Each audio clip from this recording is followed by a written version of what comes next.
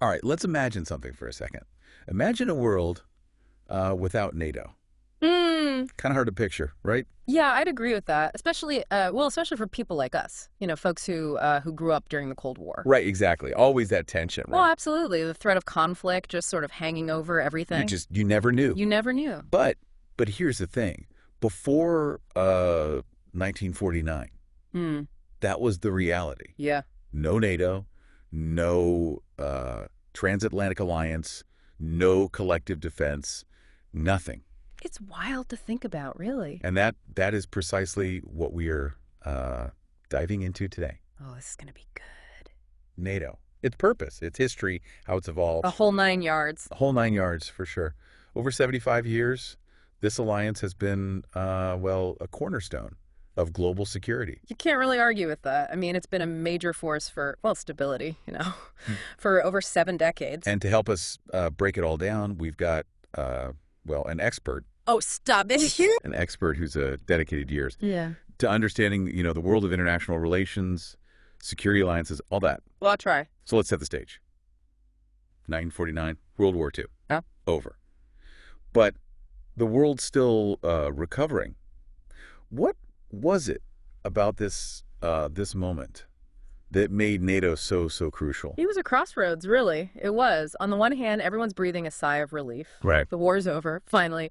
But then on the other hand, Oh. you've got this new kind of conflict brewing, the Soviet Union under Stalin. Oh, yeah. They're consolidating their control in Eastern Europe. Communist regimes expanding their influence, and it created this climate, right, of fear, uncertainty, especially in Western Europe. They had every right to be worried, I'd say. Absolutely, especially countries like France, Britain, No. the Netherlands. They all still had, well, scars from the Nazi occupation. Fresh wounds. Yeah, fresh wounds. And they were understandably anxious about Soviet intentions. So it's like one conflict ends, and boom, the potential for another one rises right up.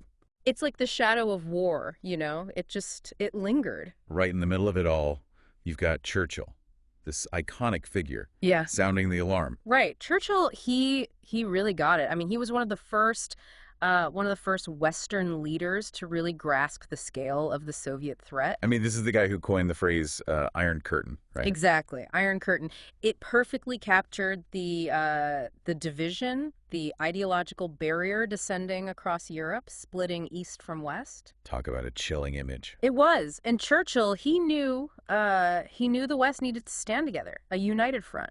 And he saw the U.S., well, as the key to deterring Soviet aggression. Now, this is where it gets a little tricky. Oh. How so? Because the U.S. at this point, they were pretty isolationist. It's true. They had just come out of this devastating war, and Yeah. they didn't want any part of another European conflict. Makes sense, right? Oh, totally. They had this long history of avoiding entangling alliances. It was all about non-intervention, self-reliance. That was the American way. But things in Europe, they were getting really volatile. Oh, they were. And there were some key people, right, within the U.S. State Department who started to see the writing on the wall. They saw that isolationism wasn't going to cut it anymore. It was a new world, and it demanded a new approach. So who are these folks, the ones who are pushing for this change? Who are the architects of what would become NATO? Well, you have people like Theodore Achilles, Dean Acheson, Big names. high-ranking officials in Yeah. the State Department, and they were instrumental in shaping how the U.S. responded to this Soviet threat. They saw NATO as a way to protect American interests, stabilize Europe, prevent the spread of communism. But it was an uphill battle, to say the least. I can imagine. They faced opposition from the die-hard isolationists, and also from those who worried that a formal alliance would provoke the Soviets. Escalate things. Exactly. So you've got a nation that's exhausted from war, and you've got a skeptical Congress, and these guys are trying to convince them to commit to, a pretty bold move. Risky too. Very risky. So how did they pull it off? Well, it was a perfect storm in a way, a combination of events and some clever persuasion. I mean, you already had the Marshall Plan in motion, Right. a massive aid program to help rebuild Europe that was already, bringing the U.S. and Western Europe closer. Then, boom, 1948, the communist coup in Czechoslovakia. Talk about a turning point. It was a major shock to the West. It showed, it showed everyone what Soviet expansionism really meant, and it shattered any illusions about peaceful coexistence. It was a wake-up call. Yeah, you could say that. A big one.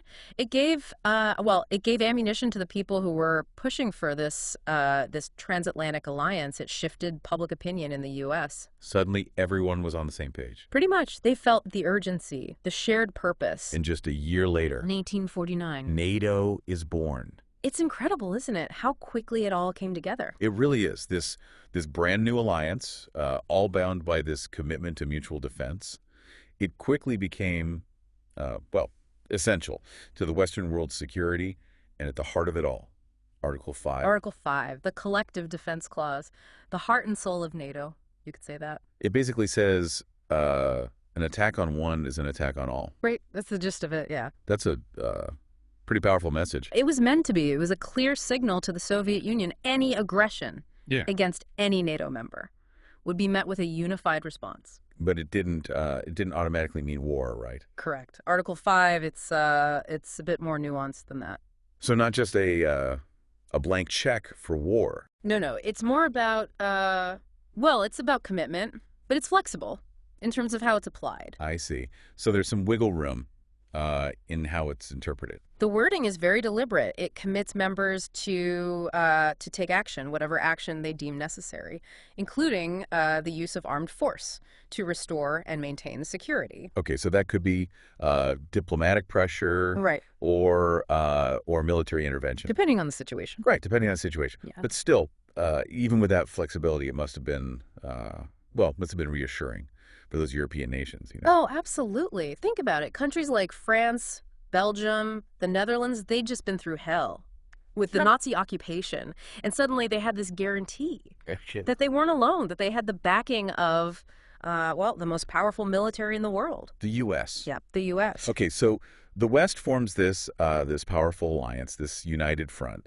against the Soviet threat. How did the Soviet Union react to this? Not well. Yeah, figure that. They were furious, to put it mildly. They saw NATO as a direct threat, right, to their ambitions. They saw it as a provocation by the West, and they responded on multiple fronts. Give me an example. Well, for starters, propaganda. Their propaganda machine went into overdrive, portraying NATO as this aggressive imperialist force bent on world domination. Classic Cold War tactics. Right out of the playbook. And then, of course, there was espionage. They ramped up their spying activities, trying to infiltrate NATO, destabilize it from within. Like something out of a spy movie. Double agents, secret missions. It was a time of a time of paranoia, really. High tension, mistrust everywhere. And it wasn't just espionage and propaganda. They took more concrete actions too, right? Oh yeah, concrete actions to counter NATO. They weren't messing around. So what do they do? Well, first you've got the formation of the Warsaw Pact in 1955, just 6 years after NATO was formed. Their own alliance. Their own alliance, a collection of communist states in Eastern Europe, all bound by a treaty of mutual defense, a mirror image of NATO in a way. Tit for tat. Exactly. And then there was Berlin. Oh yeah, the divided city. The divided city, a microcosm really of the larger Cold War struggle. You had the Berlin blockade in 48, an attempt to cut off West Berlin from supplies. Brutal. It was.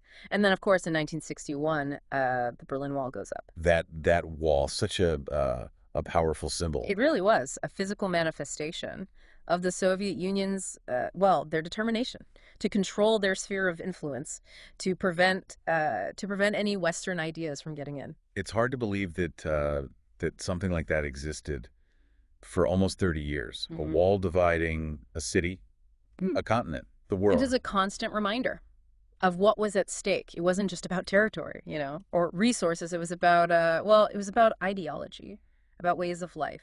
And all of this is happening under the shadow of, the most terrifying weapon ever created, Nuclear weapons. The game changer.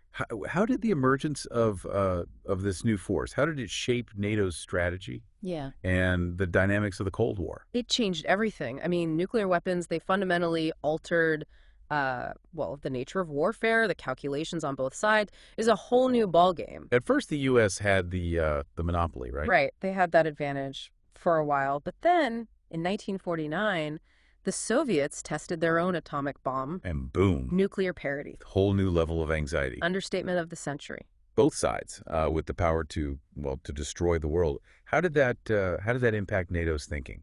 Well, at first, there was this period of what they called massive retaliation. Massive retaliation. The idea was any Soviet attack, conventional, nuclear, didn't matter. It would be met with an overwhelming nuclear response from the U.S. Wipe out the Soviet Union. Basically, it was a huge gamble. Deterrence based on, well, the fear of mutual annihilation. Mutually assured destruction. MAD.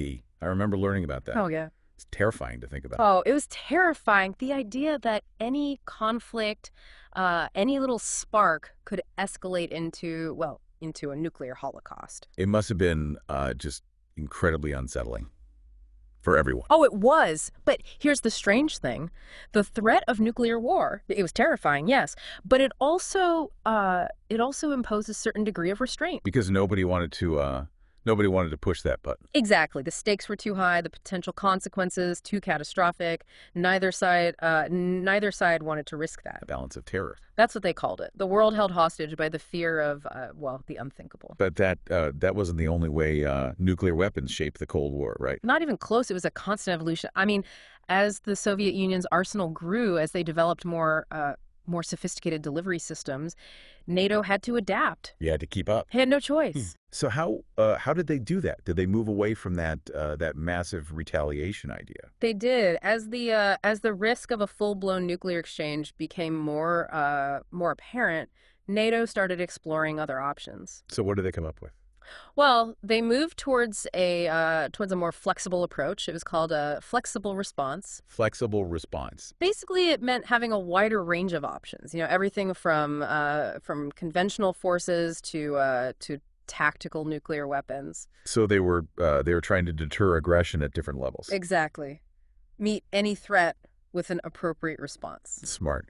And was this when NATO started developing its own nuclear capabilities? That's right. Independent of the U.S. through what they called nuclear sharing. Nuclear sharing. What is that exactly? It meant that certain NATO members, mostly in Europe, were given access to U.S. nuclear weapons, and they were trained, you know, how to use them.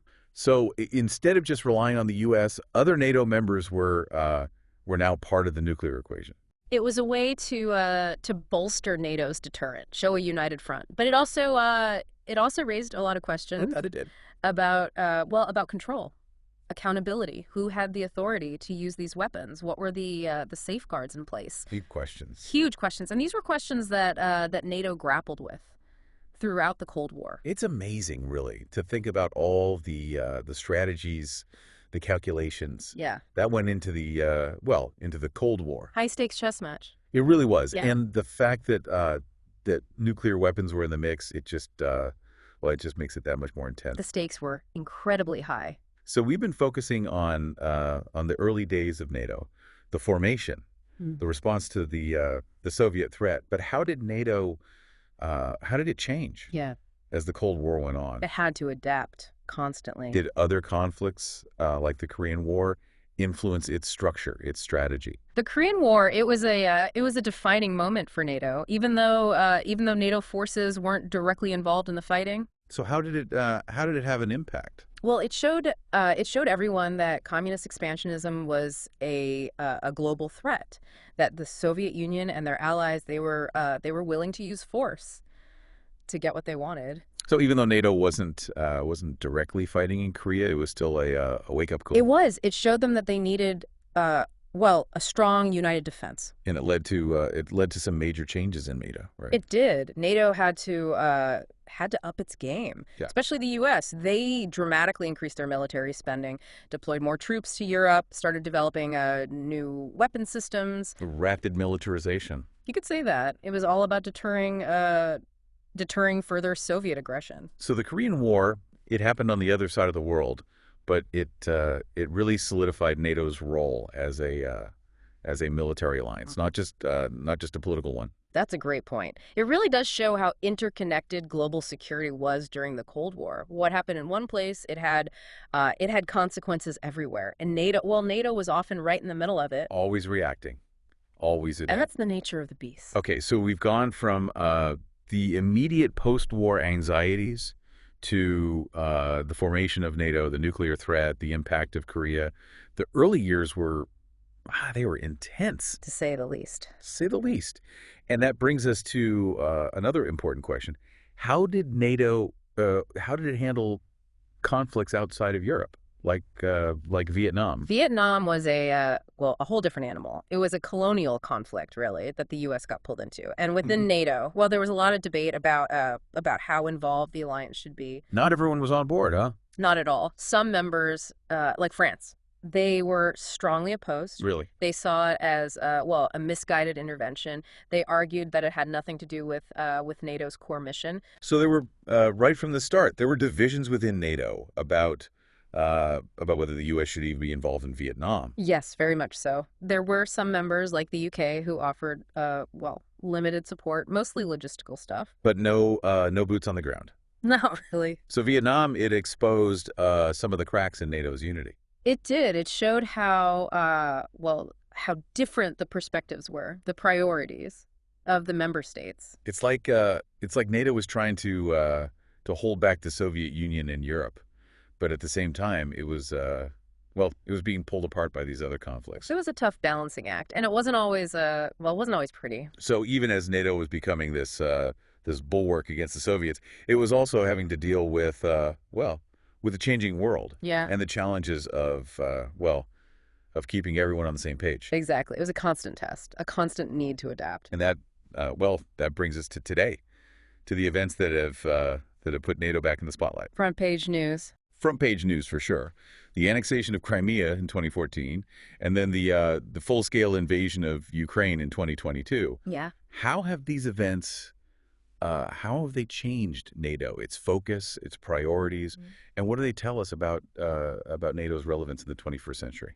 Well, I think it's safe to say that the events in Ukraine have been a major turning point for NATO. A game changer. A game changer. They've brought NATO back to its core mission, collective defense, against against a resurgent Russia, a Russia that's not afraid to use force. It's almost like we've come full circle. It is, in a way, back to a time when NATO's primary concern was Russia, back to the days of Cold War anxieties. History repeating itself. It often does. Even if the details are different, the players change, but the underlying dynamics, they often remain the same. So Crimea in 2014, that was a warning sign. It was. It showed that Russia was willing to use force to change borders, to challenge the post-Cold War order. And then Ukraine in 2022, that just confirmed it. It did. No more illusions about peaceful coexistence with Russia. It's like the ghosts of the Cold War. They've come back to haunt Europe. And NATO is it's right back on the front lines Of a conflict that could change everything. It could. The stakes are very high. So what does this mean for NATO, practically speaking? It's led to a major shift in focus, back to basics in a way, strengthening conventional forces, increasing defense spending, reinforcing NATO's presence in Eastern Europe. A mobilization. A mobilization on a scale we haven't seen in decades. It's a recognition that the threat from Russia is real. And it's serious. It is, and it's a reminder of why NATO exists in the first place, why it's still relevant. We've covered a lot of ground. We have. From the post-war anxieties to the birth of NATO, the nuclear threat, the Korean War, the challenges of Vietnam. It's clear that NATO has it's had to adapt constantly. It's been a wild ride. It has, and we're gonna pick up right here. In our next segment, we'll dive into the challenges facing NATO today, the potential for a long conflict in Europe, the debate about about European military spending and and the big questions about the future of the The alliance. big The questions. big questions. But before we do that, we want to remind you, if you're finding this deep dive as fascinating as we are, make sure to subscribe. We'll be back in just a moment. To continue our discussion, we were talking about those Cold War anxieties coming back, right, with the invasion of Ukraine and the challenges NATO's facing now. It's a whole new world, isn't it? It is, That's and right. one of the biggest things we have to think about is this potential for a long conflict in Europe, something we haven't really had to deal with since the last time Russia was a major threat. Yeah, it's a big shift. So what does that actually mean for NATO in terms of Yeah. in terms of being prepared? It's a unique set of challenges, that's for sure. We're not talking about a quick war, in and out. This could be a war of attrition, a long one Years. potentially, and that raises some serious questions about whether European nations are ready for that. Are they ready to fight a war that could drag on for years? Exactly. Do they have the resources, the manpower, the equipment, the logistics? It's a huge undertaking. We've seen a lot of talk about European countries increasing their military spending. There's been a lot of talk, yeah. Germany, for example, they pledged to boost their defense budget after the invasion. They did. And there's even been some talk about bringing back conscription in some countries. It seems like there's this realization that that relying on the U.S. isn't enough anymore. It's a wake-up call for sure. Europe's gotten used to having the U.S. there as a security blanket. Right. But shifting away from that takes time. It takes political will, and it takes money, a lot of money. So it's like Europe's waking up from this long, comfortable sleep, and they're realizing that that the world isn't as safe as they thought it was. Rude awakening. And on top of that, you've got this growing tension with China in the Asia Pacific. Right. So it's like NATO's being pulled in two different directions. How can it possibly balance those competing pressures? That's the million-dollar question, isn't it? It's a real test for NATO, a test of its adaptability. Can it multitask? Can it walk and chew gum at the same time? Something like that. Some people argue that that Russia is the more immediate threat, the more existential threat, Right. and that NATO should focus on Europe, Yes. on strengthening its defenses there.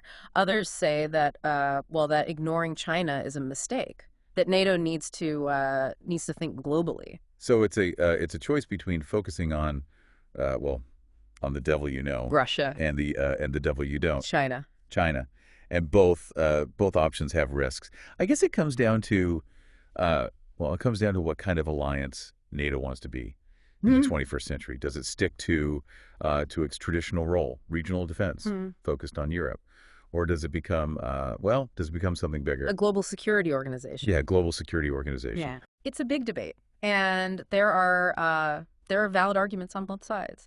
If it stays focused on Europe, it could be vulnerable to Chinese influence, Right. and it might not be able to respond to threats in other parts of the world. But if it expands its mission too much, it could overstretch itself, spread itself too thin. So it's damned if you do, damned if you don't. Pretty much. Tough choices. Are there any other big questions about the future of NATO? Oh, tons. I mean, one of the biggest is the role of the U.S. Will it stay the dominant force in NATO, or will we see Europe step up, take on more leadership, more responsibility? That's a good question.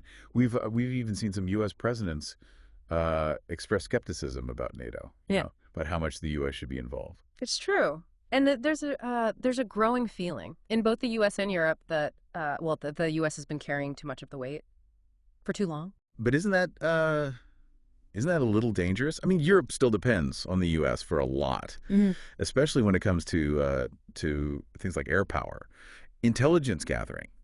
Could Europe really could they really defend themselves without the U.S.?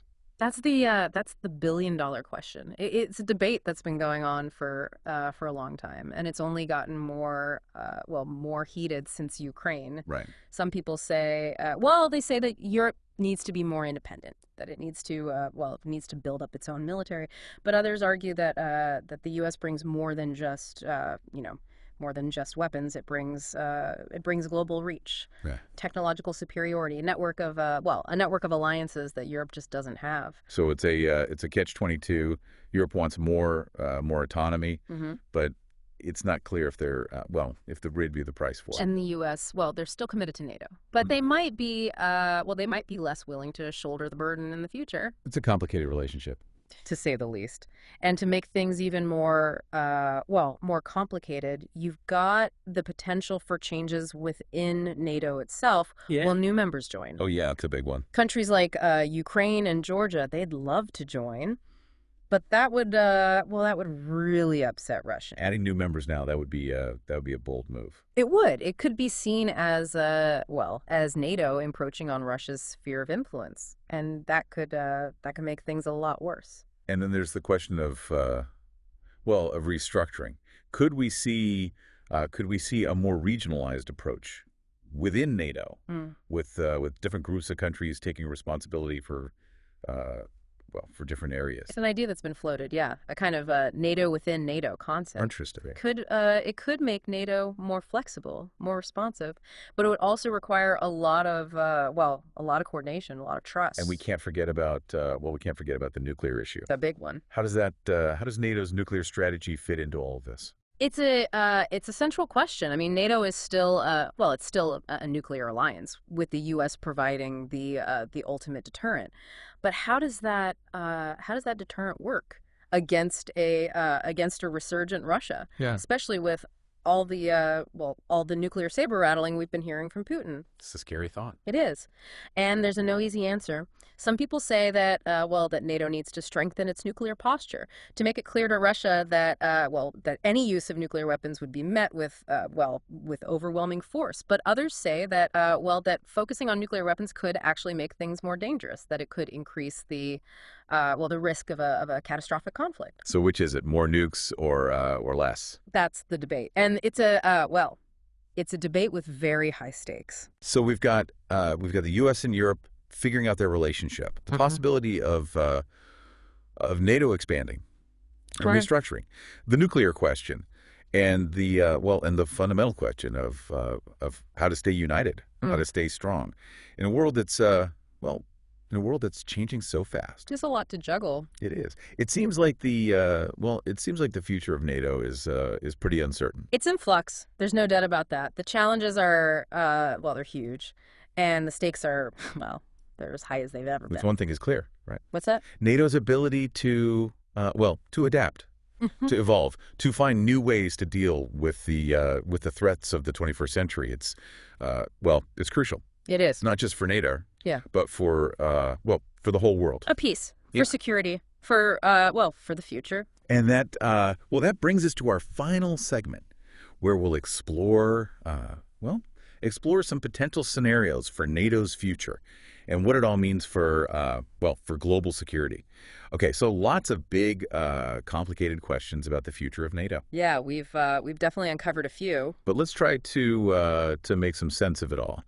What are some realistic scenarios for what might happen over the next few decades? Let's start with the optimistic view. What does a successful future for NATO look like? Well, one scenario is that NATO keeps adapting, keeps evolving. You know, it effectively deters Russian aggression, but it also finds ways to address those challenges in Asia. So it can handle both. That's the hope. Think of it as NATO 2.0. NATO 2.0. I like that. More agile, more flexible, more globally engaged. Sounds pretty good.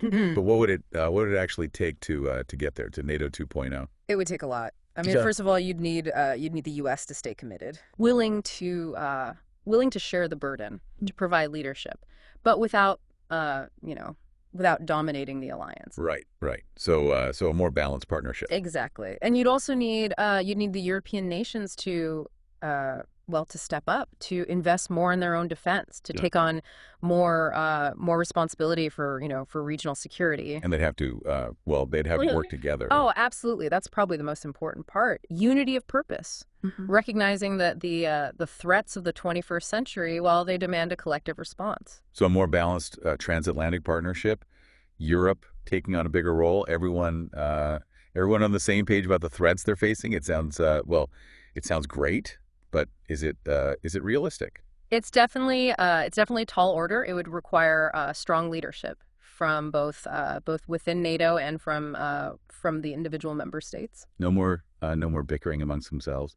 Ideally, no, and they'd need to be willing to compromise, to put aside, national interests for the greater good, and they'd need to communicate clearly, both with each other and with countries like Russia and China. So no more mixed messages. No, if NATO wants to survive, to thrive in the 21st century, it needs to project strength, unity, a clear sense of purpose. Okay, so that's the optimistic view, NATO 2.0. But what if things don't go so well? What are some of the the less optimistic scenarios? Well, one possibility is that NATO weakens, fragments. It becomes less effective as a deterrent. How would that happen? A few ways. The U.S. could continue to disengage from Europe. European nations could fail to invest enough in their defense, or the internal divisions within NATO, they could become too big to overcome. So it would be a gradual decline. Like a slow leak. NATO would become more of a symbol than a real military force. And what would what would the consequences of that be? Oh, they'd be huge. I mean, a weakened NATO, it would lead to act aggressively, and it could lead to more instability, more conflict in Europe, because countries wouldn't have that security guarantee anymore from NATO. So the peace and stability that we've enjoyed in Europe, it could disappear. It's not impossible, and it wouldn't just affect Europe either. If NATO's credibility takes a hit, well, that sends a message to the whole world. What kind of message? That the balance of power is shifting away from the democracies towards the authoritarian regimes. It would be a setback for the rules-based international order, a victory for for the bad guys, basically. So we've got NATO 2.0 on one end, a revitalized, globally engaged alliance, and on the other end, we've got a slow decline into irrelevance. Are there any other possibilities? Anything more more dramatic, more unexpected? There's always the possibility of a black swan event. A black swan. An event that nobody sees coming. That changes everything. Like what?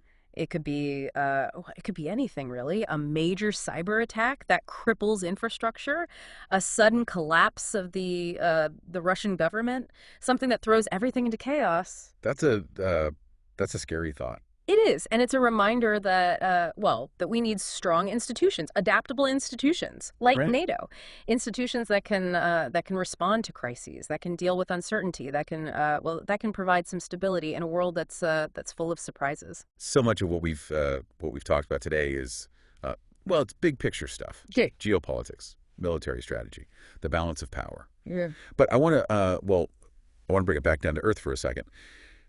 What does all this mean for the average person? Why should we care about NATO? NATO is about more than just armies and weapons. It's about protecting the values we believe in: democracy, freedom, human rights, the rule of law. It's about the idea that countries can work together to defend those values, to stop aggression. It's about creating a world where peace and security are the norm, not something that we just hope for. So it's about protecting our way of life. The freedoms we often take for granted. Yeah. And if NATO weakens or if it fails, those freedoms they're at risk. We can't let that happen. We can't. The future of NATO, it's tied to the future of democracy, the future of freedom all around the world. Wow. You've given us a lot to think about. We've gone from the very beginning of NATO to the challenges it's facing today. We've looked at different scenarios for the future, and we've talked about about why it all matters. It's been a fascinating conversation. It really has, and I hope it's encouraged our listeners to learn more about NATO, Yeah. to get involved in the debate about its future. Yeah. Because it's it's a debate that affects all of us. So as we wrap up this deep dive, I want to leave you with one last thought. We've talked a lot about the external threats to NATO, but what about the internal challenges? Can NATO, with all its all its different members, all their different interests, can it stay united? Can it stay strong enough to face those threats? That's the question I want you to think about. And if you've enjoyed this deep dive, make sure to subscribe to the podcast for more explorations. Thanks for listening.